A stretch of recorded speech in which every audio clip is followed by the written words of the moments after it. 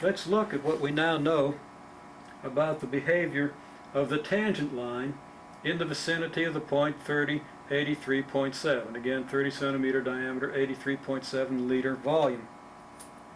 We know that the slope of the tangent line is 8.37. We know that close to this point, the tangent line is very close to the curve.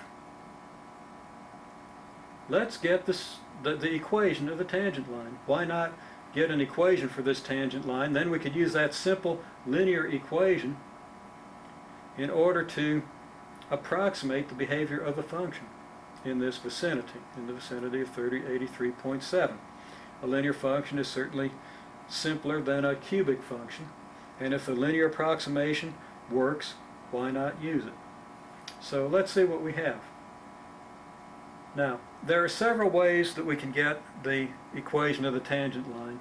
There are lots of formulas, slope-intercept formulas, point-slope formulas, point-point formulas.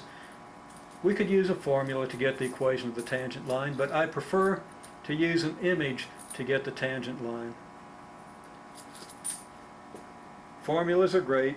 Images are even better because you're less likely to forget an image than you are a formula. If you know the image from which the formula comes, then you have a much deeper knowledge than just if you've memorized a formula. So the image here is, here's the point, and here is any old point on the line.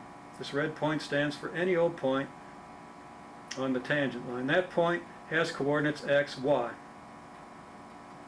Now, what do we know about this triangle here? We know that the slope of this triangle has to be identical to the slope of the tangent line if xy is to lie on the line. And this is actually a stronger statement than I just made.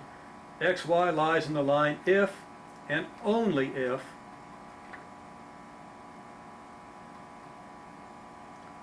the slope of this triangle is identical to the slope of the line.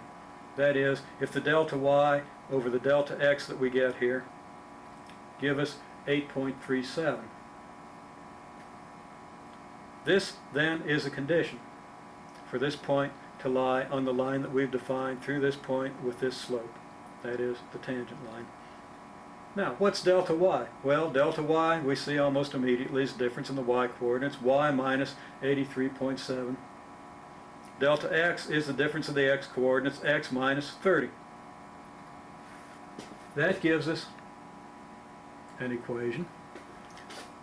Rise over run is y minus 87.3 over x minus 30, and that has to equal 8.37. We've just rewritten this equation, but we symbolize the delta y and the delta x in terms of the quantities that we have on the graph.